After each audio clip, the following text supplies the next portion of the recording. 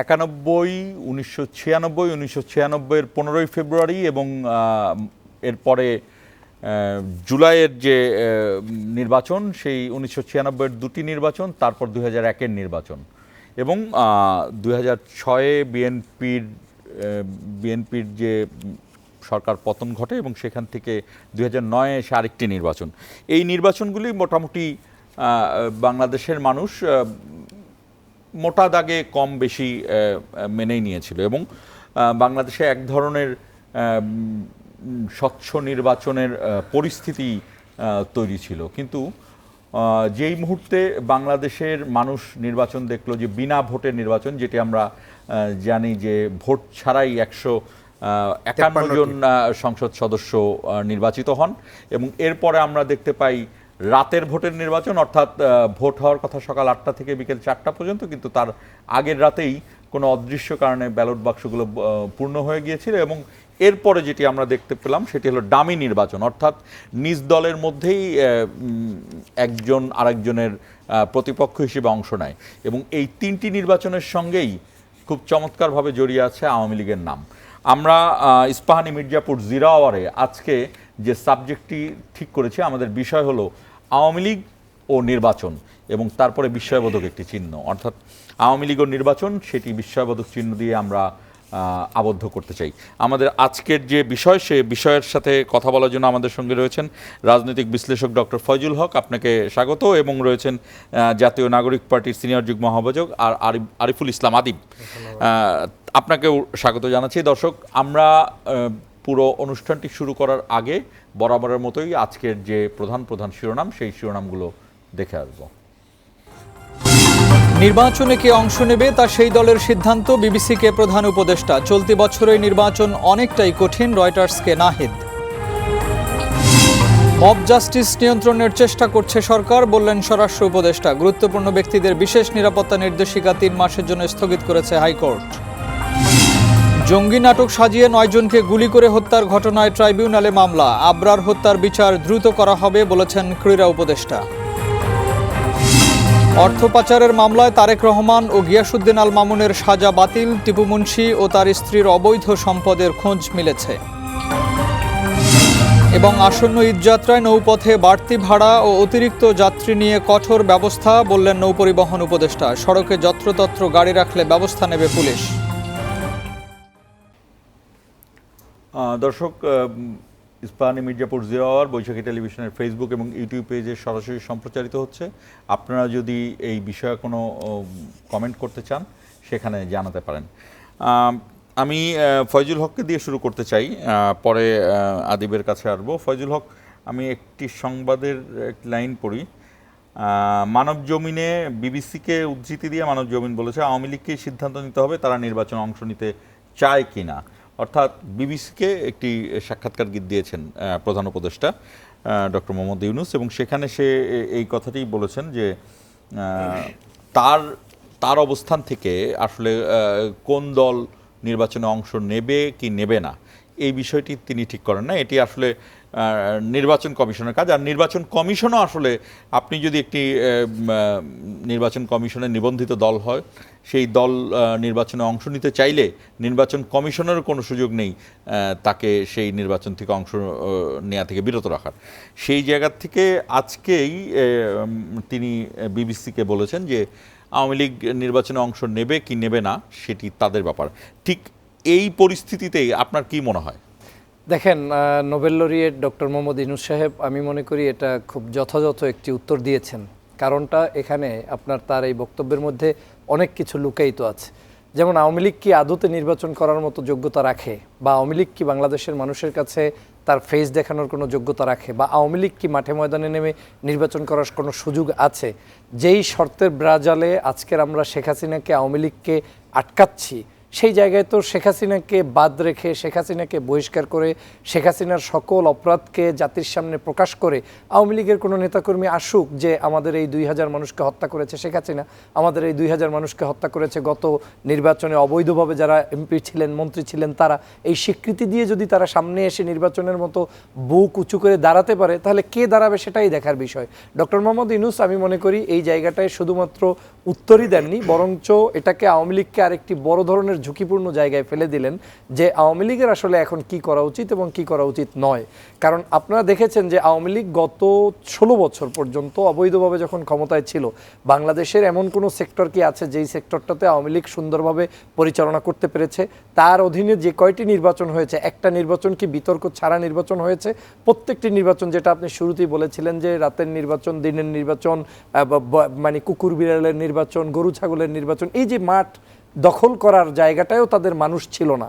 এমনকি সর্বশেষ 24-এর নির্বাচনে পর্যন্ত আমরা দেখেছি যে তাদের প্রায় 100 আসনের মতো জায়গায় 10%-এর মতো ভোটও আওয়ামী লীগের নাই, যারা নিজেরা এসে সুন্দর মতো ভোট দিতে পারে নাই। তো সেই নির্বাচন ব্যবস্থা যারা করে এবং সর্বশেষ মানুষদেরকে খুন করে, ছাত্র জনতাকে হত্যা করে দেশ থেকে বিদায় নিয়েছে, তারা আমি মনে করি নির্বাচনে আসার কোনো ওয়ে নেই। এবং ডক্টর মোহাম্মদ ইউনূস এই জায়গাটাতে সাংবাদিকদের সামনে যে ভাষায় কথা বলা উচিত, বিদেশি সংবাদ মাধ্যমের সাথে যে ভাষায় কথা বলা উচিত, তিনি সেটাই বলেছে। এবং দেশের রাজনীতিবিদরা থেকে শুরু করে ডক্টর মোহাম্মদ ইউনূস সাহেবের শুধু গতকালকের স্টেটমেন্ট নয়, এর আগের স্টেটমেন্টগুলোও আপনাকে মিলাতে হবে। কারণ যখন একজন ব্যক্তি কোনো জাতির কোনো বিষয় নিয়ে ইন্টারন্যাশনালি কথা বলেন, তখন তাকে প্রত্যেকটি শব্দচয়ন নিয়েই ভেবেচিন্তে কথা বলতে হয় এবং সেই ভেবেচিন্তে কথা বলার উপর নির্ভর করে আগামীর রাজনীতি। আজকে যদি তিনি হুটহাট করে বলে দিতেন যে তার নির্বাচনে আসতে বাধা নেই, তাহলে তো এক ধরনের আনসার হয়ে যায়। আজকে যদি তিনি হুটহাট করে বলে দেয় যে তাকে আমরা নির্বাচনে আনবই না, তার মানে তো হয়ে যায় যে আপনি একপেশে কোনো কিছু করছেন কিনা। আমরা তো এমন কিছুই উপস্থাপন করতে চাই যেটা আওয়ামী লীগের মতো নয়। আমরা কিছু উপস্থাপন করতে চাই যেটা আওয়ামী লীগের মতো নয়, কিন্তু এই বাংলাদেশে নতুন কিছু, যেটার মাধ্যমে একটি ন্যায়সঙ্গত রাষ্ট্র প্রতিষ্ঠা হবে, ন্যায়সঙ্গত ভোটাধিকার প্রতিষ্ঠা হবে, আইন প্রয়োগ হবে সকল দল মতের উপরে সমানভাবে। সেই জায়গা থেকে আমি মনে করি ডক্টর মোহাম্মদ ইউনূস সাহেবের আনসারটা অত্যন্ত যুক্তিযুক্ত এবং তিনি যে আনসার দিয়েছেন সে আনসারের মধ্য থেকে আওয়ামী লীগকে আমি মনে করি চিরদিনের জন্য কবর রচিত করা হয়ে গিয়েছে বলে মনে হচ্ছে। তবে এ জায়গায় একটা বিষয় আপনাকে মনে রাখতে হবে, কয়েকদিন আগে আপনি দেখেছেন যে আমরা অনেকেই সমালোচনা করতাম যে বাংলাদেশের রাজনৈতিক দলগুলো মনে হয় আওয়ামী লীগকে ফেরত আনার জন্য চেষ্টা করে যাচ্ছেন। আবার অ্যাট দ্য সেম টাইম সরকারের কথাবার্তার মধ্যে রাজনৈতিক দলগুলোর মধ্যে কিছু গ্যাপ আমরা জাতির কাছে দেখতে পেতাম। কিন্তু আমার কাছে মনে হচ্ছে ডক্টর মোহাম্মদ ইউনূস সুকৌশলে রাজনৈতিক দলগুলোকেও কিন্তু একটা জায়গায় গোলের ভিতরে নিয়ে এসেছেন। যেমন কি করেছেন, কয়েকদিন আগে আমরা যখন শুনতাম যে অনেক দল বিভিন্নভাবে বক্তব্য দিতে গিয়ে বলতো যে আওয়ামী লীগকে জনগণ নিষিদ্ধ করবে, আমরা কে নিষিদ্ধ করার, তখন আবার আমাদের এই বাংলাদেশের সরকার বলতো যে দলগুলো চায় না।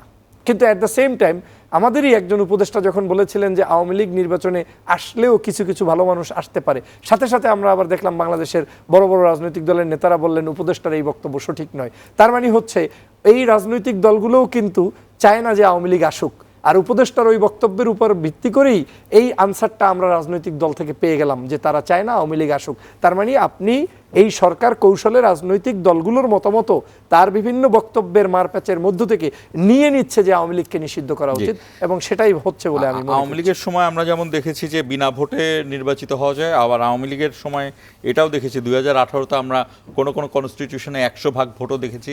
খুলনার একটি আসনে দেখেছি 100 জনের জায়গায় 110 জন ভোট দিয়েছে, অর্থাৎ 110 ভাগ ভোট পড়েছিল।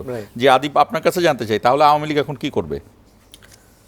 প্রথমত যেটি ফয়জুল হক তার কথার মধ্যে বলেছেন, বিষয়টি হচ্ছে আমি মনে করি আওয়ামী লীগ কি করবে, আওয়ামী লীগ আসলে স্বাধীনতার পরবর্তীতে কি করছে সেটা যদি আমরা নিরপেক্ষভাবে স্বাধীনভাবে সিদ্ধান্ত নিতে পারি এবং জাতির সামনে যদি স্পষ্ট হয়, যদি অলরেডি স্পষ্ট, তাহলে আওয়ামী লীগের আসলে বাংলাদেশে রাজনীতি করার অধিকার তো দূরের কথা, বরঞ্চ তার বিচারের মুখোমুখি হওয়া উচিত।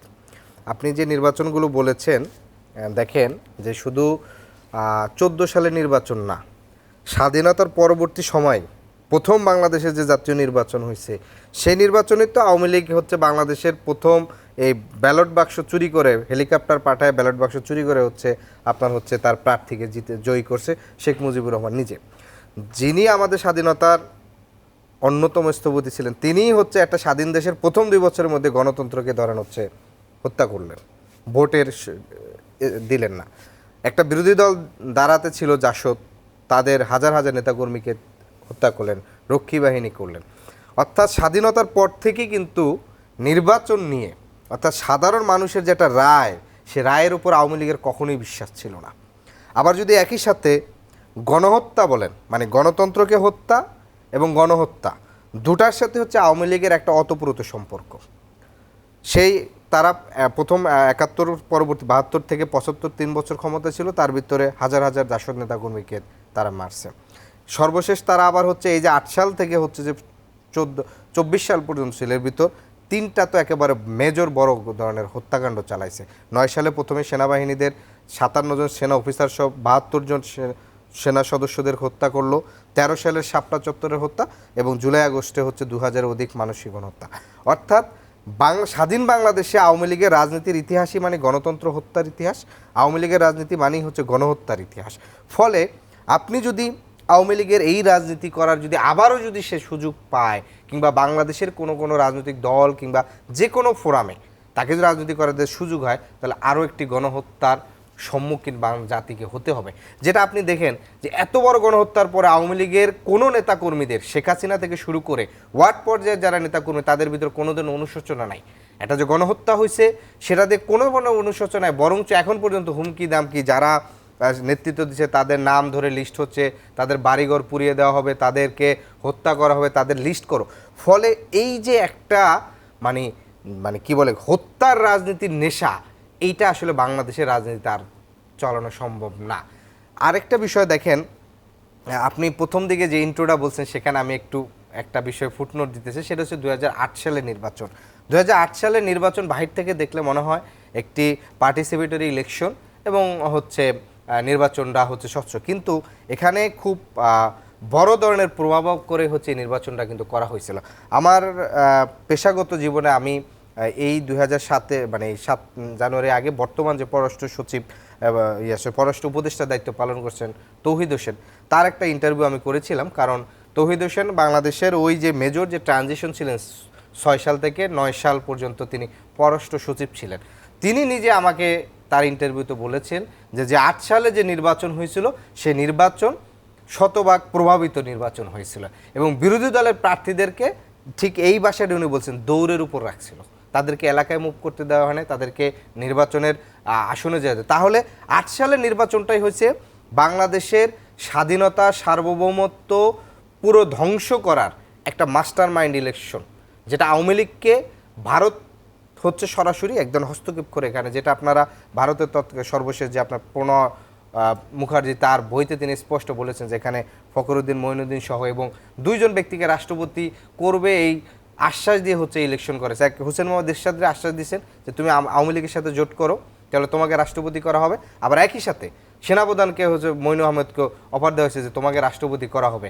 বিবিসিতে স্পষ্ট সাক্ষাৎকার আছে যে মঈনু আহমেদ বলছিল যখন ইলেকশন হয়ে গেছে তিনি ফোনের অপেক্ষায় আছেন আওয়ামী লীগের বড় বড় নেতাদের, তাকে কখন অফার আসবে তিনি রাষ্ট্রপতি হিসাবে শপথ নিচ্ছেন।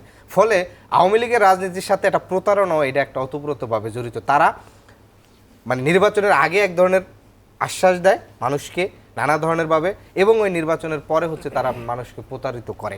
আরেকটি বিষয় খুব গুরুত্বপূর্ণ, বাংলাদেশে আওয়ামী লীগের রাজনীতির সাথে সার্বভৌমত্বের একটা খুব গুরুত্বপূর্ণ, যে আওয়ামী লীগ হচ্ছে 71-এ বাংলাদেশের স্বাধীনতার জন্য হচ্ছে গুরুত্বপূর্ণ ভূমিকা রাখছে, সে আওয়ামী লীগ পরবর্তীতে বাংলাদেশের সার্বভৌমত্বের জন্য সবচেয়ে বড় হুমকি হয়ে গেছে। আপনি দেখবেন যে বাংলাদেশে যদি গণতন্ত্র ঠিক থাকে, মানে গণতন্ত্র মানুষ যদি তার সিদ্ধান্ত দেওয়ার মতন স্বাধীন স্বচ্ছ যে নির্বাচনটা থাকে, তাহলে বাংলাদেশে কখনো আওয়ামী লীগের ক্ষমতায় আসা তো দূরের কথা, মানে রাজনীতির সুযোগ নেই। যার কারণে কি হচ্ছে যে 8 সাল থেকেই হচ্ছে বাংলাদেশের এই গণতান্ত্রিক প্রক্রিয়াটা হচ্ছে একেবারে প্রতিবেশী রাষ্ট্র মাস্টার প্ল্যান করে হচ্ছে মানে গত 16 বছর ধরে বাংলাদেশের মানুষের গণতান্ত্রিক অধিকারটা খর্ব করে দিচ্ছে। কারণ তারা দেখছে 1991 সালে প্রথম ফেয়ার ইলেকশন হয়েছে, আওয়ামী লীগ ক্ষমতাতে আসতে পারে নাই। 96 সালে যখন হচ্ছে জামাত সহ অন্যান্যরা যখন হচ্ছে বিএনপির থেকে দূরত্ব হয়েছে, আওয়ামী লীগ একটা সুযোগ পাইছে। কারণ তার আগেও আবার একটি ইতিহাস আছে, যেহেতু খালেদা জিয়া তিনি হচ্ছে বিএনপি নিজেরাই হচ্ছে ক্ষমতায় থেকে নির্বাচন দিতে চাইছেন এবং একটা পুরো সকল রাজনৈতিক দলগুলো আন্দোলনের মুখে পড়ছে, ফলে গণতান্ত্রিক প্রক্রিয়া ক্ষমতা সেখানে কিন্তু একটা হিস্ট্রি ছিল যে খালেদা জিয়া কিন্তু জনগণকে যে কথাটি বলেছিল সেটি সংসদে গিয়ে তিনি পদত্যাগ করেছিলেন। আমার মনে হয় যে উনিই হলো একমাত্র প্রধানমন্ত্রী যিনি কথা দিয়ে গিয়ে পদত্যাগ করে তারপর সেটা আজকে কালের বিবর্তনে সেই জিনিসটা কিন্তু অনেক বড় হয়ে দেখা দেওয়ার কথা। এবং আপনি যেহেতু খালেদা জিয়ার কথা বলছেন, তাহলে আমিও জাস্ট না, এখানে আমি খালেদা জিয়াকে বড় করার জন্য বলছি না, আমি বলছি হিস্ট্রির অংশ হিসেবে। বাংলাদেশের হিস্ট্রিতে একমাত্র মানে খালেদা জিয়াই হচ্ছেন যিনি প্রধানমন্ত্রীর দায়িত্বে ছিলেন, যার বিরুদ্ধে আপনি কোনো ধরনের মানে হত্যাকাণ্ডের অভিযোগ আনতে পারবেন না। মানে তিনি তো টানা দুবার হচ্ছে পুরো ফুল টাইম ক্ষমতায় ছিলেন। আপনি দেখেন শেখ হাসিনা লাস্ট 3 টার্ম ক্ষমতায় ছিল, কতগুলো গণহত্যার সাথে ওনার ওতপ্রোত জড়িত। বিডিআর হত্যাকাণ্ড, তারপরে শাপলা, সর্বশেষ জুলাই আগস্ট, এবং আপনি তার আগে ধরেন হচ্ছেন জিয়াউর রহমানের বিরুদ্ধে কিন্তু হত্যাকাণ্ডের অভিযোগ আছে, কারণ তার যে মার্শাল ল কোর্টের যে ইয়া করছেন। শেখ মুজিবুর রহমান তো হত্যার তো নিজেই তো হচ্ছে মানে এটার কি বলে মানে হত্যা করে কোথায় সিরাজ শিকদার, তার সেই দমভক্তি। এরশাদের বিরুদ্ধে তো আছে।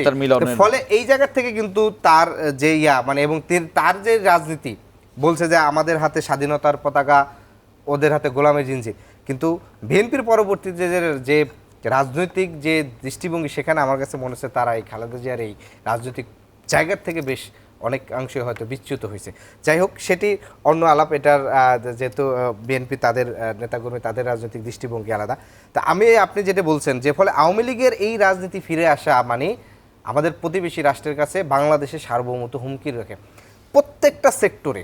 আমি একটু আপনার এই কথাটির একটু ফয়জুল হকের কথা নিতে চাই এই পার্টে, যে কথাটি আদিব বলছে যে আওয়ামী লীগের যদি রাজনীতিতে ফিরেই আসতে হয় তাহলে বাংলাদেশের সার্বভৌমত্ব হুমকির মুখে পড়বে, এবং বিশেষ করে প্রতিবেশী দেশ ভারতের কথা ইঙ্গিত করছে সেই জায়গাটিকে আপনি কি মনে করেন? না, দেখেন, সার্বভৌমত্ব তো হুমকির মুখে পড়েই গিয়েছে। আপনি দেখেন যে যেই নেত্রী বাংলাদেশের এতগুলো মানুষকে খুন করলো, তাকে পৃথিবীর কেউ আশ্রয় দিল না, একমাত্র পার্শ্ববর্তী দেশ ভারত দিল। এবং তাকে আশ্রয় দিয়েই নয়, সারাক্ষণ ওই দেশে বসে আমার দেশের বিরুদ্ধে প্রতিনিয়ত তিনি বর্ডার থেকে তার মতো করে ষড়যন্ত্র অব্যাহত রাখছে। এখনও তিনি স্বপ্ন বুনছে যে কোনো মূল্যে বাংলাদেশে ঢুকতে চায়, আসতে চায়। আপনি যদি 24-এর এই গণঅভ্যুত্থানের শেষ দিকের অংশটা দেখেন, নিদেন পক্ষে ঢুকতে না পারলেও তার নেতাকর্মীরা বলছেন যে শান্তিতে থাকতে দিবে না। এমনকি এটা তো একেবারে রিসেন্টলি এবং শান্তিতে থাকতে দেয়নি। আমাদের এই বৈষম্য বিরোধী আন্দোলনেরই এক নেতা সম্ভবত আপনার তাকে মানে তাদেরকে আক্রমণ করা হয়েছে, একজন শহীদও হয়েছে, তার জানাজাও হয়েছে। আপনি দেখেছেন যে সেটা হচ্ছে কাশেম সাহেব, এবং এই কাশেমের সেজন্য স্টুডেন্ট রাইট তাকে কিন্তু হত্যা করা হয়েছে। তার মানে এই যে মেয়র মানে হুমকি দিলেন ঢাকা শহরের কাউকে আরামে ঘুমাতে দিবেন না, ঠিকই ঘুমাতে দেননি, এবং তার পরিণতি কি হয়েছে বাংলাদেশে আমরা দেখেছি। আজকের আওয়ামী লীগ এই অপকর্মটা কিন্তু চালিয়ে যাচ্ছে। আপনি যদি 24-এর গণঅভ্যুত্থানের শেষ দিকে নজরটা দেখেন, শেখ হাসিনা কিন্তু বারবার চেয়েছে যদি 1 লক্ষ মানুষও মারতে হয় মেরে ফেলো, তারপরেও আমার এই রক্তের উপর থেকে ক্ষমতায় থাকতে হবে। এবং তার এই কনফিডেন্সটা আসার অন্যতম কারণ ছিল তিনি হেফাজতকে হত্যা করেছেন, তারপরে 28শে অক্টোবরের লগি বৈঠা দিয়ে মানুষকে যখন মেরেছেন, পরবর্তীর 28শে অক্টোবরের বিএনপি জামাতের উপর আক্রমণ করেছেন, তারপরে বিভিন্ন সাইদি সাহেবের হত্যা মামলা কেন্দ্র করে সেখানে 200-র উপরে প্রায় মানুষদেরকে হত্যা করেছেন, তারপরে মোদি বিরোধী আন্দোলন হয়েছিল বাংলাদেশে, সে সময় মানুষদেরকে হত্যা করেছেন। এই যে 11 জন মারা গিয়েছেন, তো এই যে একটা হত্যার তার একটা মানে এক্সপিরিয়েন্স, সেটাকে কাজে লাগিয়ে তিনি চেয়েছিলেন যে এবারও হত্যা করে আমি পার পেয়ে যাব। কিন্তু এটা তো আল্লাহ পাকের বিশেষ মেহেরবানিতে আপনার বাংলাদেশের ছাত্র জনতার অভ্যুত্থান সংগঠিত হয়েছে এবং সেনাবাহিনী আমাদেরকে সাহায্য করেছে।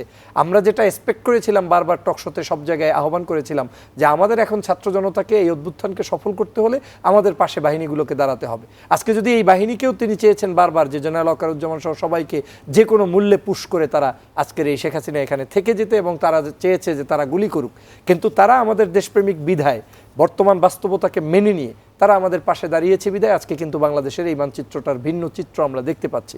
কিন্তু এই যে সার্বভৌমত্ব যে হুমকির মুখে, সেটা কিন্তু এখন প্রত্যেকের আলোচনায় আসছে। আজকের এই আমাদের এই যে অন্তর্বর্তীকালীন সরকার ডক্টর মোহাম্মদ ইউনূস সাহেবের বক্তব্যে আসছে। গত কয়েকদিন আগে জেনারেল ওয়াকারুজ্জামান সাহেব যে একটা বক্তব্য দিয়েছেন, কঠোর ভাষায় বক্তব্য দিয়েছেন, অনেকের পছন্দ হতে পারে, নাও হতে পারে, কিন্তু উনি তো বাস্তবতা তুলে ধরেছেন। এনাফ ইজ এনাফ, 8 মান্থ হয়ে গিয়েছে, সার্বভৌমত্ব হুমকির মুখে, দেশকে গঠন করতে হলে আমাদের জাতীয় ঐক্যের প্রয়োজন, সবাইকে নিয়ে এগিয়ে যেতে হবে। কিন্তু রাজনৈতিক সংগঠনগুলোর মধ্যে কিছুটা হলেও বিভাজনের যে চরিত্র শুরু হয়েছে, সেটা কিন্তু সিগন্যাল ভালো ছিল না বিদায় তিনিও তার বক্তব্যে বলেছেন। তার মানে প্রত্যেকেরই বক্তব্যের মূল সূত্রটাই হচ্ছে যে বাংলাদেশে এখন যা চলছে এটাকে চলতে দেয়া যাবে না, এটা চলতে থাকলে আমরা এই বিষয়ে আরো আলোচনায় থাকবো। দর্শক, ইস্পাহানি মির্জাপুর 0 আওয়ারের ছোট্ট একটি বিরতি নিচ্ছি, বিরতি থেকে ফিরে আবারও মূল আলোচনায় যুক্ত হব।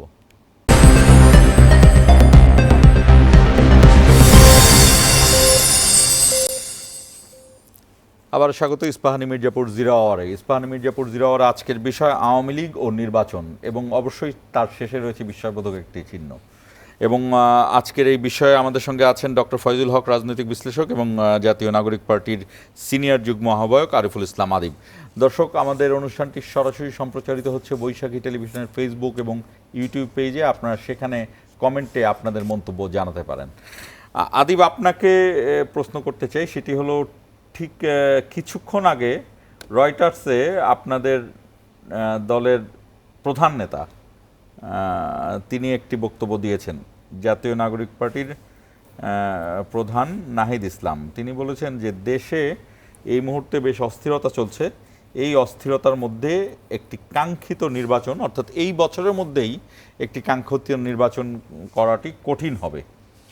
আপনারা কি বোঝাতে চাচ্ছেন এটা দিয়ে? তিনি যে বিষয়টি বলেছেন সেটি কিন্তু এখন আমাদের বাস্তবতা। আপনি যদি দেখেন যে 28শে অক্টোবরে যখন বিএনপি এক দফা দিয়েছিল, 28শে অক্টোবরের পর থেকে 7ই জানুয়ারি আওয়ামী লীগের দমন নিপীড়নে টোটাল হচ্ছে সাংবাদিক সহ মারা গিয়েছেন 28 জন, অর্থাৎ এক দফা দাবিতে 28 জন মানুষ মারা গেছেন টোটাল এই যুগপৎ আন্দোলনে। আর এই আপনার হচ্ছে আগস্টের পর থেকে, 5ই আগস্টের পর থেকে আজকের হচ্ছে এই মার্চ, প্রায় 7-8 মাসে আপনি যদি নিউজগুলো ঘেটে দেখেন তাহলে দেখবেন যে বিএনপির অন্তঃকোণ মারা গেছেন প্রায় 28 থেকে 30 জন। তাহলে এটা ফ্যাসিস্ট সরকারের সরানোর জন্য বিএনপির মারা গেছিলেন যেই সংখ্যা, এখন তো ফ্যাসিস্ট নাই, নিজেদের অন্তঃকোণ মারা গেছেন ঠিক একই সংখ্যা। এটা বললাম এক জায়গার একটা তথ্য থেকে। আবার ডিফারেন্ট ওয়েতে দেখেন বণিক বার্তার যে তথ্য, মানে সর্বশেষ তারা হিসেব করেছেন যে বাংলাদেশের আইন শৃঙ্খলা রক্ষার্থে পুলিশের যে সংখ্যাটা দরকার 1,10,000 দরকার, সেখানে আওয়ামী লীগ গত 15 বছরে 80,000 বেশি নিয়োগ দিয়ে টোটাল পুলিশের সদস্য সংখ্যা 1,90,000, অর্থাৎ মানে 80,000 দরকার নেই, বাড়তি তারা নিয়োগ দিয়েছে। এবং শুধু আওয়ামী লীগ তার নিজের সময় নিয়োগ দিয়েছে 1,20,000। তাহলে আপনি এই যে পুলিশের যে টোটাল যে সংখ্যাটা, সেটার বিষয়ে আপনি একটা তথ্য পাইছেন, আওয়ামী লীগ নিয়োগ দিচ্ছে মানে অবশ্যই তো এখানে যেভাবে ভেরিফিকেশন করা হয় তার দাদা নানা থেকে পর্যন্ত করে, এইটা হচ্ছে পুলিশের। আনসারদের হিস্ট্রি দেখেন 42,000-এর ভিতর 29,000-ই শুধু গোপালগঞ্জের আনসার ছিল। তো ফলে যেটা হচ্ছে যে আমাদের যে ফ্যাসিবাদের সর্বোচ্চ শুধু যে ছিল যে শেখ হাসিনা, তিনি পালিয়ে গেলেও তার যে রেখে যাওয়া আইন শৃঙ্খলা, মানে এটা প্রশাসনই হচ্ছে পুলিশের কনস্টেবল থেকে শুরু করে আপনার একেবারে আইজি পর্যন্ত যে সেট আপ আছে, জেলা পর্যায়ে যে যেটা আছে, এই পুরো সেট আপটা কিন্তু আওয়ামী লীগের সেট আপ করা। এবং সচিবালয়ের ঠিক একই চিত্র। এখন যেটা সমস্যা হচ্ছে যে ধরেন আমাদের আকাঙ্ক্ষা কি, আমরা তো শেখ হাসিনার সময় পুলিশের যে চরিত্র ছিল আমরা তো সেই চরিত্র দেখতে চাই না। শিক্ষকরা শাহবাগে আন্দোলন করেন, সেই আওয়ামী লীগের চরিত্রের মতন জলকামান মেরে শিশু সহ নারী, মানে শিক্ষকদের যেভাবে হচ্ছে শিক্ষার্থীদের এবং শিক্ষার্থীদেরকে যেভাবে হচ্ছে বেদম পিটিয়েছেন, অর্থাৎ পুলিশের চরিত্র কিন্তু মোটেও চেঞ্জ হয় না। ফলে এই পুলিশ দুটো কারণে এই চরিত্র করতে পারে। একটা তো হচ্ছে তার 15 বছরের যে চরিত্র সে পরিবর্তন করতে পারে না।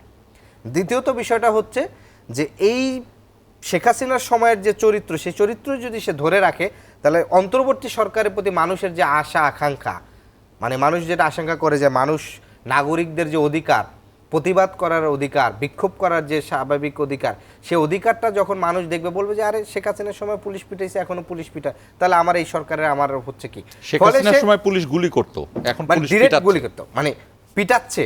গুলি করার ক্ষেত্রে সেটাও যদি বলেন তাহলে আমাদের একটু সমালোচনা করতে হবে। আমাদের দেশে আসলে এই সমালোচনাটা করাটা অনেক সময় রিস্ক। যে ধরেন যৌথ বাহিনীর যে অভিযান, সেক্ষেত্রে কিন্তু দেখেছে যে আপনার এক্সট্রা জুডিশিয়াল কিলিং হচ্ছে 2-3টা। ফলে আমরা কিন্তু এই আসতে এখন কিন্তু এই এক্সট্রা জুডিশিয়াল কিলিং কিন্তু আমরা দেখতে চাই না।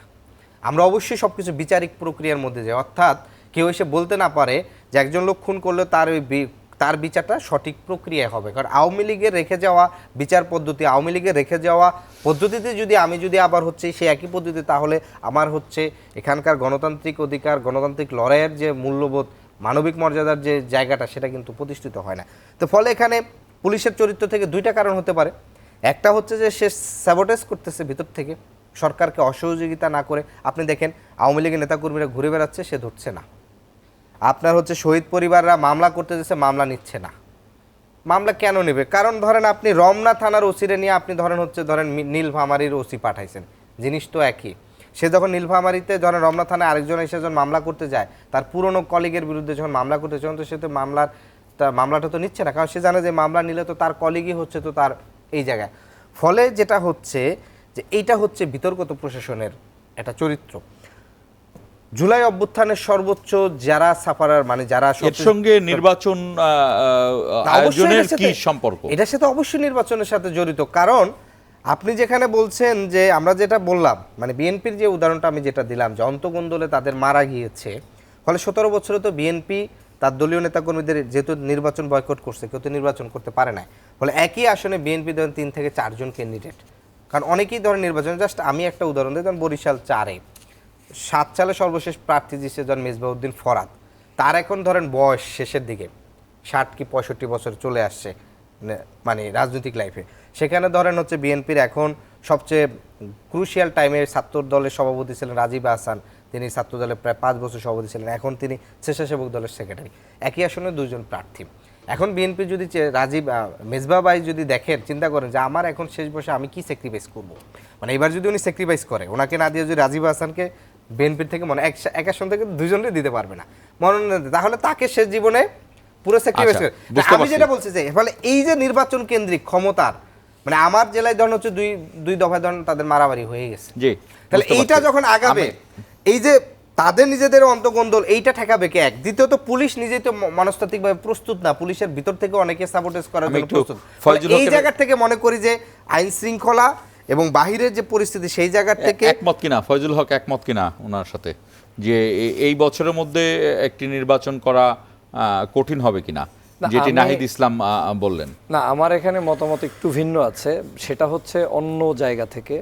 আমি মনে করি যে বাংলাদেশের যেই সংস্কার প্রক্রিয়াগুলোতে আমাদের সাধারণ জনগণ সমর্থন জানিয়ে এই সরকারকে বসিয়েছে, এই সরকারের তো কোনো ভোট হয়নি, এই সরকারকে সাধারণ জনগণ সম্মিলিতভাবে সবাই মিলে বলেছে শেখ হাসিনা বিদায় হয়েছে, আপনারা চালান। তো এখানে তাদের আর কোনো অনুমতি নেওয়ার প্রয়োজন নাই যে এটা করব কিনা সেটা করব কিনা, কতটুকু করব না করব, কারণ আমরা যে বৃহত্তর ম্যান্ডেটটা দিয়েছি এই বৃহত্তর ম্যান্ডেটের উপর ভিত্তি করে তারা সাহসিকতার সাথে চরিত্রগতভাবেই সরকারটি অন্যরকমের, এটা তত্ত্বাবধায়ক সরকার না, এদের ক্ষমতাও অনেক, কারণ এর একটা অভ্যুত্থানের মাধ্যমে আসছে। তো সেই জায়গা থেকে এই সরকারের উচিত ছিল এবং এখনো উচিত যে তারা অন্ততপক্ষে মানে তাদের বেসিক সংস্কার যেটা মিনিমাম দরকার, যেটার জন্য জনগণকে অন্তত তারা জবাব দিতে পারবে যে হ্যাঁ আমরা এটা করেছি, কিন্তু না হয়তো আপনি অন্য সরকারের মতো হয়ে যাবেন, পূর্বের তত্ত্বাবধায়ক সরকারের আদলে হয়ে যাবেন। সেই সংস্কারটা অত্যন্ত জরুরি এবং আমাদের আদিব সাহেব যেটা বলেছেন সেটা হচ্ছে যে প্রশাসনিক কাঠামোগুলোতে যে পরিমাণ লোকজন তাদের আছে সেই জায়গাগুলোতেও আমাদের সংস্কার করে মানুষগুলোকে নিরপেক্ষভাবে সেট করা। তবে আপনার জন্য এখন এই প্রায় 8 মাস পরে এসে যদি আমরা সেই নিরপেক্ষতার প্রশ্ন তুলি, তাহলে জনগণ প্রশ্ন তুলবে গত 8 মাসে আমরা তাহলে কি করেছি। এই নাহিদ ইসলাম সাহেবও কিন্তু গত 8 মাস পর্যন্ত 7 মাস পর্যন্ত প্রায় আমাদের উপদেষ্টা ছিলেন। তো আমাদের কিন্তু বাংলাদেশের জনগণ বারবার বলছে যে পুলিশ প্রয়োজনে নতুন শর্ট টার্ম ট্রেনিং দিয়ে আপনি 2 লক্ষ পুলিশ নিয়োগ দেন, যারা বিপ্লবী ছিল, যারা ছাত্র ছিল, যারা চাকরির জন্য হন্যেহারা হয়ে ঘুরছে তাদেরকে, কিন্তু আমরা কিন্তু সেটা দিতে ব্যর্থ হয়েছি। ওই অর্থে এখন পর্যন্ত হয়েছে কিনা আমার জানা নেই। এরপরে প্রশাসনিক কাঠামোগুলোতেও আমি বারবার বলেছি, এমনকি সচিবালয়ে গিয়েও বলেছি, 2-1 মন্ত্রীর মানে পদমর্যাদার এই যে উপদেষ্টাদের সাথেও মিট করে বলেছি, কারো কাছ থেকে আমি ওই ধরনের কোনো পরিবর্তনের আভাস পাইনি। এমনকি আমাদের কোনো এম্বাসিও কিন্তু পরিবর্তন হয়নি, অ্যাম্বাসেডার থেকে শুরু করে বড় বড় পদগুলোতে কোনো জায়গায় মানুষ ছেট হয়নি। তার মানে সবই কিন্তু আওয়ামী লীগের লোকজন ঘুরিয়ে ফিরিয়ে গোপালগঞ্জের জন ঢাকায়, ঢাকার জন গোপালগঞ্জে, এভাবে করে আমরা এখন চালাচ্ছি। সেই জায়গা থেকে আমাদের একটা বড় ধরনের গ্যাপ কিন্তু আছে মাঠে, এটা মানতেই হবে। কিন্তু এটাও মানতে হবে যে নির্বাচন প্রক্রিয়াটাকে আমাদেরকে মানে যত দ্রুত এবং যত সুন্দরভাবে করা যাবে ওটার মধ্য দিয়ে একটা গভর্নমেন্ট আসবে, এস্টাবলিশমেন্ট গভর্নমেন্ট। আমরা ছোট্ট একটি বিরতি নিচ্ছি। আমাদের এখানে ফেসবুকে বেশ কয়েকটি কমেন্ট এসেছে। দর্শক, ছোট্ট একটি বিরতি নিচ্ছি, বিরতি থেকে ফিরে দর্শকরা যে ফেসবুকে যেসব কমেন্ট করেছেন সেগুলোর উত্তর আমরা জানার চেষ্টা করব।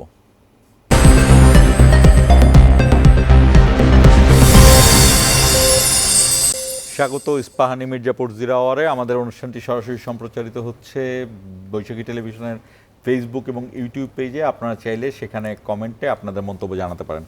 আমরা আলোচনায় যাবার আগে কয়েকটি কমেন্ট পড়তে চাই। ফেসবুকে কমেন্ট এসেছে, একজন বলেছেন যে আগে সংস্কার পরে নির্বাচন, 55 বছর ধরে নির্বাচন দেখতেছি, আর নয় 5 বছর পর নির্বাচন হবে, দরকার হলে আওয়ামী লীগ নিষিদ্ধ করতে হবে, এরকম একজন বলছে। আরেকজন বলছে পিআর পদ্ধতিতে নির্বাচন চাই।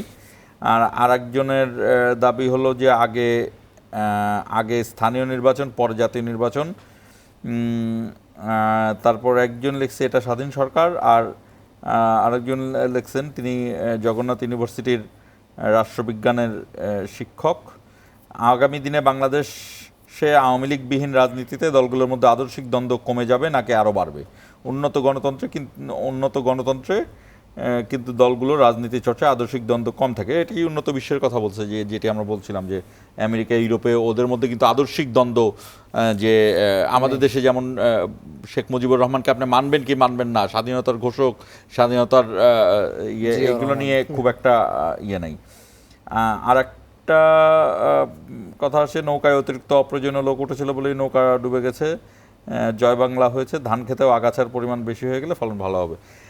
আচ্ছা, যে বিষয়টি জানতে চাই ফয়জুল হক, আপনার কাছে ছিলাম যে ঠিক এই মুহূর্তে জাতীয় নাগরিক পার্টি, যেটি আদিবদের পার্টি, জাতীয় নাগরিক কমিটি তারা ঘোষণা করেছিল এবং বৈষম্য বিরোধী ছাত্র আন্দোলনের অধিকাংশ নেতারা যারা নেতৃত্বে ছিলেন তাদের অধিকাংশ এই দলে আছে এবং এই দলটির বয়স অনুযায়ী দলটিকে শিশু বলা যেতে পারে, এবং দলের নেতাকর্মীরা তারাও ইয়াং এবং ছাত্র সমাজের প্রতিনিধিত্ব করছে। তবে একটি বিষয় দলকে কিন্তু গুরুত্বপূর্ণ বলা হয় যে এই দলটি সম্ভবত সেই দল যারা দল গঠনের আগেই একটা ইতিহাস রচনা করেছে বা দল গঠনের আগেই তাদের রাজনৈতিক অভিজ্ঞতা রয়েছে, সেই গণ অভ্যুত্থানের অভিজ্ঞতা। সেই জায়গা থেকে আমরা বলছি যে যেভাবে তারা এই দল গঠন করলেন এবং দল গঠন করার পরে এখন তারা প্রচলিত রাজনীতিতে যাবেন, কনভেনশনাল পলিটিক্স যেটাকে বলা হয়। এই কনভেনশনাল পলিটিক্সে এই যে নাহিদ ইসলাম যে কথাটি বললেন, এটি কি তারা একটু সময় নেওয়ার জন্য, যে তাদের দল গুছিয়ে আর একটু ভালো করে নির্বাচনে যাওয়ার জন্যই তারা এই ধরনের রেটরিকের দিকে যাচ্ছেন কিনা বা এই ধরনের কথা বলছেন কিনা? না, দেখেন, ওনার মন্তব্যের মধ্যে দুটো দিক থাকতে পারে। একটা হচ্ছে মানে রিসেন্টলি তো উনি পদত্যাগ করলেন, ওনার একটা এক্সপিরিয়েন্স হয়তো ওই চেয়ারে বসে হয়ে গিয়েছে যে বাংলাদেশে আসলে কতটুকু সময়ের মধ্যে একটা সুষ্ঠু সুন্দর নির্বাচন হতে পারে। সেই দৃষ্টিকোণ থেকে ওনার ধারণা হয়ে গিয়েছে যে সিস্টেমটা এখনও সুন্দর মতো ডেভেলপ হয়নি। এটা একটা দিক। আর একটা দিক আপনি যেটা প্রশ্ন করেছেন যে তাদের প্রস্তুতিরও ব্যাপার আছে, আমি এটাকে নেগেটিভলি দেখি না। এজন্য বাংলাদেশের গণতান্ত্রিক নিয়মে যে কোনো রাজনৈতিক সংগঠন তাকে স্বাধীন মতো রাজনীতি করার সুযোগ দেওয়া উচিত এবং হওয়া উচিত। আজকের এই বাংলাদেশে ফর এক্সাম্পল জাতীয় পার্টির তৈরি হয়েছে একটা প্রেক্ষাপটে তৈরি হয়েছে, আপনার বিএনপির তৈরি হয়েছে একটা প্রেক্ষাপটে তৈরি হয়েছে। রাজনৈতিক দলগুলো তৈরিই হয় বিশেষ প্রেক্ষাপটে এবং যার যতটুকু অর্জন থাকে অর্জনের উপর ভিত্তি করে তার ততটা পপুলারিটি বৃদ্ধি হয়। যেমন বাংলাদেশে 1971 থেকে 75-এর যে ধরনের স্বৈরশাসনী একটা ব্যবস্থা ছিল, মানুষ না খেয়ে মারা গিয়েছে, হত্যা হয়েছে, গুম হয়েছে, নির্বাচন ব্যবস্থা মানে ভঙ্গুর হয়েছে, সেই জায়গা থেকে উত্তরণ ঘটিয়েছেন কিন্তু শহীদ রাষ্ট্রপতি জিয়া রহমান। এবং জিয়া রহমানের সেই উত্তরণের পরে সিপাহী জনতার বিপ্লবের মধ্য দিয়ে বাংলাদেশের মানুষের একটা অকুণ্ঠ সমর্থন পাওয়ার মধ্য দিয়েই তার দলটা কিন্তু আবার জনপ্রিয়তার শীর্ষে হয়েছে। হোয়াই নট তারা দল ওপেন করবে এবং 24-এর যে বিজয়, যে গণ অভ্যুত্থানটা করেছে, সেটা তো জাতির জন্য, আমাদের জন্য সবচেয়ে ইতিহাসের পাতায় এই 53 বছর। কিন্তু নির্বাচন যদি ডিলে হয়, নির্বাচন যদি দিন দিন সময় বেশি নেয়, সেই ক্ষেত্রে দেশের পরিস্থিতি কি ভালো হবে না খারাপ হবে? এই আশঙ্কা তো অনেকে দেখছেন। পরিস্থিতিটা নির্ভর করে আমাদের উপরে। আপনার এই বাংলাদেশে শেখ হাসিনা যে অবস্থা থেকে বিদায় নিয়েছে, সেই পরিস্থিতিতেও কিন্তু এদেশে রাজনীতি চলেছে। এখন শেখ হাসিনার পুলিশ, শেখ হাসিনার বাহিনী, শেখ হাসিনার সেই স্ট্রাকচারটা পূর্ণাঙ্গ কাজ করছে না। অতএব আমাদের ভয়ের কি আছে? আমাদের এখন দরকার যেটা জাতীয় ঐক্যমত। আমরা ওয়েল স্পেস দেব কিনা, আমাদের ছোট ভাইদেরকে আমরা জায়গা করে দিব কিনা, কেন দিব না তাদেরকে? আজকে প্রত্যেককেই তার তার জায়গায় আপনি যদি অবস্থান তৈরি করে না দেন, তাহলে তো আবার বাংলাদেশে ফ্যাসিবাদের জন্ম হবে। এই বিএনপিকে টিকিয়ে থাকতে হলেই তাকে নতুন রাজনৈতিক দলকে জায়গা করে দিতে হবে। জামাতের রাজনীতি সুন্দরভাবে করতে হলেই তাকে নতুন রাজনৈতিক দলগুলোকে স্পেস তৈরি করে দিতে হবে। আমি মনে করি মুক্ত মনা, মুক্ত স্বাধীনতা যারা এবং যারা একটু সৎচিন্তার রাজনীতি করে, তারা ছোটোখাটো কোনো রাজনৈতিক দলকে প্রতিদ্বন্দ্বী ভাববে না এবং তাদের এই স্পেস যে একটু চাচ্ছে তারা, বা একটু সময় নিতেও যদি কৌশলে চায়, সেটাকে দেওয়ার মধ্য দিয়েও আপনার গণতন্ত্রের কিন্তু একটা বিজয়। আমি এটাকে ছোটোভাবে দেখছি না। একটু ছোট্ট করে যদি আপনাকে বলি, বাংলাদেশের কোনো রাজনৈতিক সংগঠন যদি কোনো একটি ওপেন স্পেসে অনুষ্ঠান করে, কেউ কোনো দিন তাকে প্রশ্ন তোলে না তোমার অনুষ্ঠানের আয় ব্যয়ের হিসাব কি, কোত্থেকে নিয়ে আসছো। আপনি নিজেই প্রশ্ন করেন, বিএনপিকে জিজ্ঞেস করে, জামাতকে জিজ্ঞেস করে, কিন্তু বাচ্চা যে কোনো সংগঠন যদি আসে সাথে সাথে সবার একটা প্রশ্ন, এরা গাড়ি পেলো কোথায়, বাড়ি পেলো কোথায়, আসলো কোত্থেকে, চললো কোত্থেকে। তার মানে আমার মেন্টালিটি হচ্ছে এরকম যে আমি কাউকে দাঁড় করতে দিব না, তাকে যে কোনো মূল্যে আমি অসৎ জিনিসটা বাহিরে বের করবই, কিন্তু আমি যে বড় দাদাগিরি করছি আমার জিনিসটা তো জাতিকে জানাচ্ছি না। সেই সেন্স থেকে আমি মনে করি যেই জায়গা থেকে আপনার কাছে প্রশ্ন হচ্ছে যে তারা কি সুযোগ চাচ্ছে কিনা, হ্যাঁ সুযোগ চেতেই পারে। তারা আমার 24-এর বিপ্লবে আমার বিপ্লবী ভূমিকা পালন করেছে, তাদের নেতৃত্বে আমরা জাতিকে উদ্ধার করেছি, তাদের জন্য আমার যদি 2 মাস দেরি করে সুযোগও দিতে হয় তাও আমাদের বীরত্ব, এবং সেটাই হচ্ছে আমাদের বড় মানসিকতার পরিচয়। এবং এই মানসিকতার পরিচয় দিতে যারা পারবে তাদেরকে জনগণ আরও ভালোবাসবে। আমি তো মনে করি আমাদের এই যে সংস্কার চলছে, সব সংস্কারের আগে সবার আগে আমাদের নিজেদের সংস্কার, দলীয় সংস্কার, আমাদের আদর্শিক পরিবর্তনটা না হওয়া পর্যন্ত রাষ্ট্র কাগজে কলমে লিখে দিলে সেটাকে পালন করার মধ্য দিয়ে কিছুই হবে না, যেটা আমরা পূর্বেও দেখেছি সংস্কারের নামে আমাদের ছলচাতুরি চলছে, রাষ্ট্রের কোনো কল্যাণ হয় না। আরিফুল ইসলাম আদিব, এই ওনার কথায় কয়েকটি কথা আসলো যে আপনারা এতগুলো বাস পেলেন কোথায়, আপনারা এত মানুষ জোগাড় করলেন কোথায়, এটি যেমন আসলো। অনেকেই আপনাদের দলের প্রধান নাহিদ ইসলামের কথা বলেছেন। রাজনৈতিক বক্তব্য এমনই হয়, রাজনীতি যেহেতু আপনি মাঠে নেমেছেন, আপনাকে আর কেউ বয়স দিয়ে চিন্তা করবে না বা আপনাকে ছাত্র হিসেবে চিন্তা করবে না, চিন্তা না করুক। হ্যাঁ, সেই জায়গা থেকে আপনার জায়গা থেকে আপনারও কি আসলে এটাই দলীয় কার্যক্রমটাকে গুছিয়ে নেওয়া, সাংগঠনিক শক্তিটাকে আরেকটু বাড়ানো এবং এই ধরনের রাজনৈতিক কিছু কৌশলের জন্য বলছেন যে এই বছরই নির্বাচন হওয়া উচিত নয়? এখানে মূল বিষয় যেটি হচ্ছে, আমাদের এখানে আপনি যেটাই বলছেন, কনভেনশনাল যারা রাজনীতি করে আসছে, বিদ্যমান রাজনৈতিক দলগুলো, তাদের রাজনীতিটাকে তারা যেই ফ্রেমে দেখে, যেই দৃষ্টিভঙ্গি থেকে দেখে, আমরা রাজনীতিটা সেই দৃষ্টিভঙ্গি থেকে দেখি না। এবং লাস্ট 10 বছর ধরেই এখানের প্রজন্ম আকারে কিন্তু রাজনীতিক দেখার দৃষ্টিভঙ্গিটা কিন্তু পরিবর্তন হয়ে গেছে। আপনি দেখবেন লাস্ট 10 বছরে কোন জনপ্রিয়তা আন্দোলনটা রাজনৈতিক দলগুলোর আন্ডারে সংগঠিত হয়েছে, একটাও হয় না। তার কারণটা কি?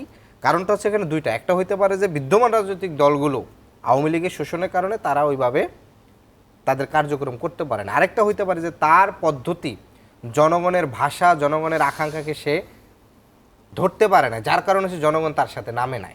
15 সালের আপনি নো ব্যাট অন এডুকেশন আন্দোলন দেখেন, 18 সালের শিক্ষার্থীদের নিরাপদ সড়ক এবং কোটা সংস্কার, এবং সর্বশেষ শেখ হাসিনা পতনও কিন্তু এই সাধারণ শিক্ষার্থীদের ব্যানারে।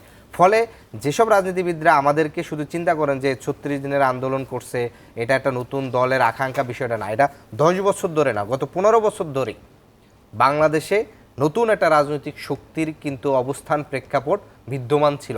কারণ 10 বছর ধরে মানুষ দেখছে যে বিদ্যমান দলগুলো তাদের সে আশা আকাঙ্ক্ষার কথাগুলো বলতেছেন না, দেখতেছেন যে যেই পদ্ধতিতে চলে আসছে সেই পদ্ধতিতে মানুষের মানবিক যে মর্যাদাগুলো, সে অধিকারগুলো প্রতিষ্ঠিত হচ্ছে না। এখানে আওয়ামী লীগ বিএনপি ক্ষমতায় যেই থাকুক, শ্রমিকের অধিকারটা প্রতিষ্ঠিত হচ্ছে না। নির্মাণ শ্রমিক কাজ করতে গিয়ে উপর থেকে পড়ে মারা যাচ্ছে, তার জীবনের নিরাপত্তা নিশ্চিত হচ্ছে না। গার্মেন্টস শ্রমিক তার অধিকার পায়, মানে বেতন পাইতে গেলে গুলি খেয়ে মারা যাওয়া লাগছে। সাধারণ মানুষ দ্রব্যমূল্যের কারণে তার হচ্ছে বেঁচে থাকতে কষ্ট হচ্ছে। ফলে যেটি হচ্ছে যে এখানকার কিন্তু একটা সাধারণ মানুষের কিন্তু একটা নতুন একটা রাজনৈতিক শক্তির কিন্তু আকাঙ্ক্ষাটা কিন্তু 10-15 বছর ধরে কিন্তু বিদ্যমান। এখন তারা বলতেছে যে ধরেন আমরা কি নির্বাচন কেন্দ্রিক কিনা। আমরা বলেছি যে আমাদের লড়াইটা দুইটা পদ্ধতিতে। একটা হচ্ছে এখানকার যে শাসনতান্ত্রিক যে কাঠামোটা আছে, সেই কাঠামোটা পরিবর্তন করা, যেটার জন্য আমরা বলেছি যে সেকেন্ড রিপাবলিক, কিংবা এটাকে আপনার নিউ রিপাবলিকও বলতে পারেন। আরেকটা বিষয় হচ্ছে যে এখানকার আমাদের রাজনৈতিক সংস্কৃতির একটা পরিবর্তন। ফলে দুইটার পরিবর্তন যখন স্থাপন হলো, তখন এখানকার মানুষের মানবিক মর্যাদা এবং একটি কল্যাণকামী রাষ্ট্র এখানে প্রতিষ্ঠিত হবে, এবং রাষ্ট্র হিসাবে প্রতিষ্ঠিত হয়ে রাষ্ট্রের যে প্রতিষ্ঠানগুলো আছে, প্রত্যেকটা প্রতিষ্ঠান নাগরিকের নিরাপত্তা নিশ্চিত করবে। এখন যে কাঠামোতে আছে, এই কাঠামোতে যদি আমি নির্বাচনে যাই, নির্বাচন পদ্ধতি করি, তাহলে যেটা হবে যে এই জায়গার যেটা হবে যে জাস্ট একটু বলতেই হবে যে ধরেন বিএনপির এখন যে ভাষা, যে আকাঙ্ক্ষা, যে ল্যাঙ্গুয়েজ, সেটি বিষয়টি হচ্ছে যে যেটি আগে আওয়ামী লীগ বলতো যে সাংবিধানিক ধারাবাহিকতা আমাকে রক্ষা করতে হবে, আমাকে উন্নয়নের ধারাবাহিকতা রক্ষা করতে হবে। এই যে সাংবিধানিক ধারাবাহিকতা রক্ষা করা, ঠিক একই প্রক্রিয়ায় আওয়ামী লীগে রেখে যাওয়া কাঠামোতে বিএনপি রাজি, আওয়ামী লীগে রেখে যাওয়া নিয়ম রাখতেও রাজি, আওয়ামী লীগের রেখে যাওয়া রাষ্ট্রপতিকেও রেখে যেতে রাজি। শুধুমাত্র তাদের ভাষা হচ্ছে যে আওয়ামী লীগের জায়গায় বিএনপি আসলেই রাষ্ট্রের সকল সমস্যার সমাধান হয়ে যাবে। এই যে তার যে চাওয়া, আমরা তো সেটা মনে করি যে এখানকার কাঠামো পরিবর্তন করতে হবে, রাজনৈতিক দলের সংস্কৃতিও পরিবর্তন করতে হবে। আমি আপনাকে তাহলে এখানে বাংলাদেশের একটু যোগ করতে চাই যে আপনি নিশ্চয়ই ইউনাইটেড স্টেটস অফ আমেরিকা, যুক্তরাষ্ট্রের ইতিহাস জানেন। যুক্তরাষ্ট্রের যে উত্তর এবং দক্ষিণে, পূর্ব এবং পশ্চিমে যে গৃহযুদ্ধ, সেই গৃহযুদ্ধের পরে কিন্তু আধুনিক যুক্তরাষ্ট্র তৈরি হলো, এবং যদি বলা যায় সেটি অনেকটা সেকেন্ড রিপাবলিক তাদের জন্য। আপনাদের এই সেকেন্ড রিপাবলিক, এই আমেরিকা যেটি নিল তার সাথে আমি তুলনা, আপনাদের এই সেকেন্ড রিপাবলিক বাংলাদেশের কত ভাগ মানুষ বুঝতে পেরেছেন এখন পর্যন্ত? আপনার কি মনে হয়? এটা আমরা বাংলাদেশের মানুষ, মানে আপনি যদি বলেন যে সেকেন্ড রিপাবলিক কত পার্সেন্ট মানুষ বুঝতেছেন, আমি যদি জাস্ট সিম্বলিকভাবে যদি ভাগ করে ধরি, তাহলে আমি বলবো যে এটা বাংলাদেশের 70% মানুষ বুঝতে পারছেন। কেন বুঝতে পারছেন? কারণ আপনি যদি এই অভ্যুত্থানের পুরো অংশগ্রহণটা দেখেন, এখানে সর্বোচ্চ শহীদ, মানে স্যাক্রিফাইসটা তো শহীদ যারা হয়েছেন তারাই সর্বোচ্চ স্যাক্রিফাইসটা তারা করছেন। তাহলে শহীদদের ভিতরে আপনি দেখবেন সকল রাজনৈতিক দল মিলে কত পার্সেন্ট তাদের দলীয় সরাসরি কর্মী অংশগ্রহণ করছে, মানে শহীদ হয়েছেন। সেটা কোনোভাবেই 400-500 বেশি না। শহীদ হয়েছে 2000, তাহলে বাকি 1500 শহীদ, মানে তার ইয়েকে ধরেন আজকে ছাত্র দল ধরেন অসীমের কথা বেশি নেয়, কিংবা হচ্ছে জামাত ধরেন হচ্ছে শান্তর কথা বেশি নেয়, আবু সাইদ প্রথম আইকনিক শহীদ হিসেবে তার নাম সবাই নেয়, বাকি যে শহীদগুলো আছে তাদের নাম তো অনেকে নিচ্ছে না। তাহলে এই শহীদ, মানে আমরা মনে করি যে এই শহীদরা হচ্ছে কোনো দলীয় না, তারা দেশের জন্য শহীদ হয়েছেন। এটা একটা বিষয়গুলো। দ্বিতীয়ত হচ্ছে আমরা মনে করি হোল আন্দোলনের যদি স্টেক হোল্ডার আপনি যদি সিম্বলিকভাবেও যদি ভাগ করতে যান, সকল রাজনৈতিক দল মিলে একটা স্টেক হোল্ডার, এখানকার সকল শ্রেণী পেশার মানুষ। আপনি শহীদের ভিতরে অনেক সাংবাদিক, 4 জন সাংবাদিক নিহত হয়েছেন, ব্যাংকার নিহত হয়েছেন। আমি এরকম জানি 19 তারিখ আমি নিজে ঢাকা মেডিকেল ওখানে গেছি, একজন ব্যাংকার চাকরি শেষ করে বাসায় ঢুকবেন, ওই গেটে গুলি খেয়ে তিনি মারা গেছেন। ফলে এই যে শ্রেণী পেশার মানুষ যারা মারছেন, তাদের মানে তাদের উত্তরসূরি কারা হবে? দলগুলো তো তাদেরকে ওইভাবে আমি একটু ফয়জুল হককে দিয়ে, আমরা একদম শেষ প্রান্তে। আদিব, ফয়জুল হক, আপনি জাস্ট 30 সেকেন্ডের মধ্যে আমাকে বলবেন, এই যে আরিফুল ইসলাম আদিব তাদের যে কথায় যেই প্রত্যাশা দেখা যাচ্ছে, সেই প্রত্যাশার সাথে অধিকাংশ রাজনীতিবিদরা একমত হয়েছেন, কিন্তু রাজনীতির মাঠ তো রাজনীতির মাঠই। সেখানে কি অবস্থা হবে? তাদের এই সেকেন্ড রিপাবলিকের এই ধারণা নিয়ে সাধারণ জনগণের কাছে কতটুকু পৌঁছাতে পারবে? আমার মনে হচ্ছে যে বাংলাদেশের জনগণ অভ্যুত্থান সম্পর্কে যতটা ধারণা পোষণ করে, কিংবা বিপ্লব সম্পর্কে যতটা ধারণা পোষণ করে, সেকেন্ড রিপাবলিকের যে কনসেপ্ট সেটা সম্পূর্ণ সবাই অতটা ধারণা পোষণ করে না। তো তারপরেও এই সংগঠনটি যেহেতু এটা নিয়ে কাজ করছে এবং তারা কাজের জন্য মাঠে ময়দানে নেমে পড়েছে, আমার মনে হয় তাদের এই সংগঠনের পক্ষ থেকে প্রথম কাজটা হবে এই সেকেন্ড রিপাবলিকের ফুল কনসেপ্টটা জনগণের কাছে পত্রপত্রিকার মাধ্যমে, লিফলেটের মাধ্যমে এবং সভা সেমিনারের মাধ্যমে উপস্থাপন করা, এবং সেটার উপর ভিত্তি করেই জনগণের একটা মতামত তারা পেয়ে যাবেন, এবং সেটার উপর ভিত্তি করে নতুন এই সেকেন্ড রিপাবলিকের পথে তারা যেতে পারেন। তবে নতুন রাজনীতিতে তাদেরকে যে এসেছেন সেটাতে ওয়েলকাম জানানো, এটাও একটা শিষ্টাচারের কাজ। এটা একটা মানে আধুনিক বিশ্বের যত দল, মানে দেশের কথা আপনি যখন উদাহরণ টানেন, তখন দেখবেন যে এই জায়গাগুলোতে তারা ডেভেলপ করেছে বিধেই তাদের রাষ্ট্র কাঠামোটা সুন্দরভাবে দাঁড়িয়েছে, যেটা বাংলাদেশে নেই। বাংলাদেশে আমাদের সবসময় একটা নেগেটিভ ন্যারো মেন্টালিটি এরকম থাকে যে কেউ দাঁড়ালেই মনে হয় আমার ক্ষতি হয়ে যাচ্ছে, কিন্তু আমার ক্ষতি আমিই করছি। যদি আমি উদার হই, আধুনিক হই, নেতৃত্বে গুণাবলী হই, তাহলে দেশকে সুন্দরভাবে গঠন করা সম্ভব। অসংখ্য ধন্যবাদ আমাদের সঙ্গে যুক্ত হওয়ার জন্য। দর্শক, একটি বিষয় আমাদের মাথায় রাখতে হবে যে সক্রেটিস, প্লেটো তারা যেমন গ্রিক দার্শনিক, এবং 3000 বছর ধরে এই সক্রেটিসের নাম মানুষ জানে, এবং গ্রিক সাম্রাজ্য ছিল, সেই সাম্রাজ্য কিন্তু ছোট হতে হতে হতে এখন গ্রিস একটি দেশে পরিণত হয়েছে। কিন্তু তারা 3000 বছরে তাদের যে অর্জন ছিল, সব অর্জন কিন্তু তারা একটি অর্জনকে আরেকটি অর্জন দিয়ে ম্লান করেনি। বাংলাদেশের মুক্তিযুদ্ধ বাংলাদেশের জন্য সবচেয়ে বড় অর্জন, তারপরে জুলাইয়ের অভ্যুত্থান যেমন অর্জন, 90-এর অভ্যুত্থান যেমন অর্জন, এই অর্জনগুলো যেন একটি আরেকটিকে ম্লান করে না দেয়, সেই জায়গাটিকে যেন জনগণ সঠিকভাবে মূল্যায়ন করতে পারে, এই প্রত্যাশা নিয়ে রাজনীতিবিদরা সেই জায়গাটিকে এগিয়ে নেবেন। সেই প্রত্যাশা নিয়ে শেষ করছি আজকের ইস্পাহানি মির্জাপুর 0 আওয়ার।